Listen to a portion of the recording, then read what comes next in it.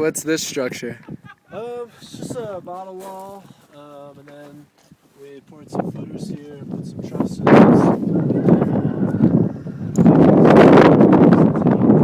Salvage logs, so Okay, so this is an outdoor kitchen space? yeah, exactly. And I think they're gonna try and get this fixed up with a propane tank so people can cook out here and do their lunches for the interns. What's everything under the plastic? All those crates?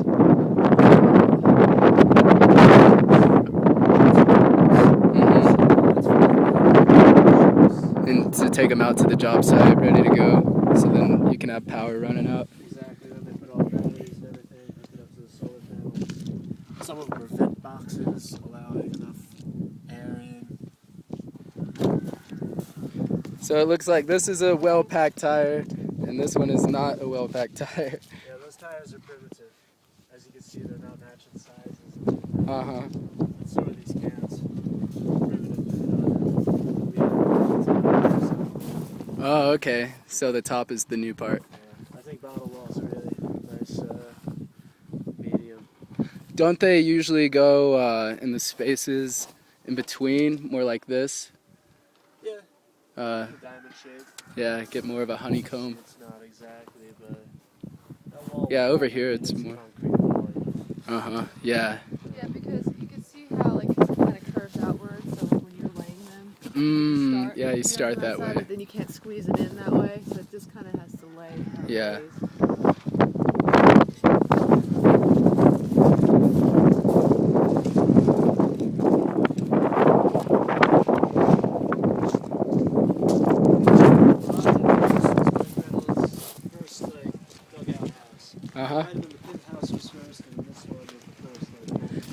What do you mean by the dugout? Like they dig as deep as they, can, kind of thing? Well, you can see we're on ground level. Yeah. That's our dugout. Yeah. You gotta go down the stairs to get in. Yeah, And, it seems a lot deeper than most of them that I've seen. This is where I lived this winter, and it was just a great experience. This is for getting below the frost line, huh? Yep. That's what you're really trying to go for here. Oh yeah, wow. They're gonna put some stone stairs here. Yeah, this was all like dirt and stuff. I just had a carpet draped over here, and I drilled it into the ground. This was here, this concrete footing. And I can't tell you how nice it was to come out of my room in the morning. The nice concrete footing. My garden, which was fed by my shower water. Some sunlight, whatever. I'd open up the vents if it was warm enough. Just felt good, man.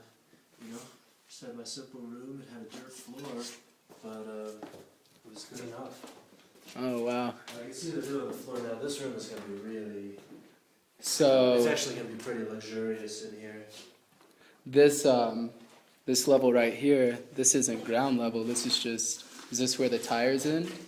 Is that what this signifies, the middle line? You know something? I think that this room is actually not tires, it's straw bale. Oh. And it's so well insulated. When it was like sub-zero outside, I would put candles all along the outside of this little Shelf? Yeah, a little mantle kind of thing. And it would warm the room up a lot, yeah. It also looked really nice.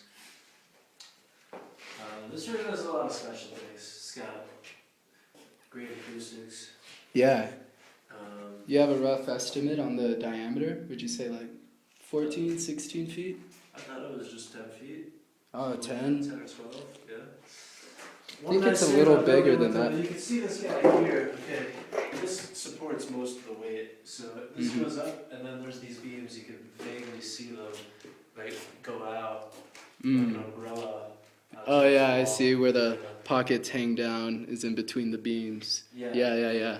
Okay. And those hold a whole ton of straw bale insulation stuff. The nice thing about having something like this is you can put your hat on it. For me, I just took a branch. I think it's 16. Yeah? Yeah. Because that was 8. From this corner to this line is 8. Could be 15, yeah? Yeah, 15, 16. Sorry, excuse me. Easter Bunny! having something in the middle of the room like this is great because I had put a branch and just drilled that branch. I mean, it's so light, but it's so strong. Yeah. Nature makes it perfectly to there. So you just drill that into the wall post with the impact driver. Took a little hole saw, put a hole in a block over there, and then just pegged it in like that. And I had all my hanging clothes here. I did something similar with the legs back there, just putting a couple branches from here to that ledge, and rested a table on it, which I just cut a little circular, semicircular thing so it fit to here. And I had a place for all my folded clothes. Mm-hmm. And then Nice. with 3 branches and one of those big rotted out plywood things, I cut the plywood to curve along with the wall, and then just put like 3 branch legs. There's just like this big table, so you put stuff in your wallet, your pockets, receipts, keys, whatever. You have somewhere to put all your little shrines and candles and stuff. Okay, but the systems, this is a little more interesting. So, the water comes from that cistern out there. We dug it in the first academy. Mm-hmm. It's a lot of digging, and then you're gonna dig up a tire wall. Yeah, what you see down there is the gravity fed spigot. Oh, okay. Nice. That's where you're supposed to get your shower water from. So You do a solar shower. yeah, you'd fill your shower water like that. Oh, okay. So you can see the bathroom's quite warm. Yeah, very warm. Yeah, I mean we would probably open up the vent box this time of year, but it's not being inhabited, this space. Uh-huh. With the skylight, but this water, even in the winter, Yeah. on a nice sunny day, it's nice and warm in here, Mm-hmm. even when it's 30 degrees out. Very simple shower. So when you take this shower, it's going to go down to this drain. That's going to feed into the gray water planter here. Mm-hmm. The plants have been thriving for sure since I was last here. Yeah.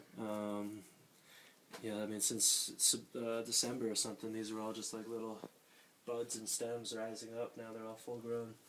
And then they'll circulate through there, and since you could reuse that gray water, they're hooked up to a pump. The pump requires very little energy, and you turn that on, and it might be in repair at the moment, but that would fill up your bucket with the gray water, which has already been fed by the plants, and then you just bucket flush your toilet. Yeah, and it's already pretty much filtered Yeah. through the plants. Then that toilet water is going to go outside into a septic tank, which is buried there.